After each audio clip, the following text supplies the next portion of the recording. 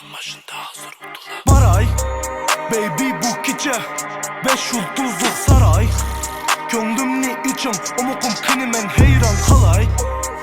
Oğul dostunuz ni emde siz esinizden tiz çıkırın. Ne delikiniz neden başında hazır udula baray. Baby bu gece 5 yıldızlı saray. Gönlümni için omukum kini men heyran kalay. Oğul dostunuz ni emde siz esinizden tiz çıkırın. Ne delikiniz neden başında hazır udula baray. Ne delikiniz neden udul baray. Söyleymesiz ni loyisam ki bilen. Akıllı kız bile du nime kılıdı. Galakını tızlansa on tal tilek. Akıllık bile du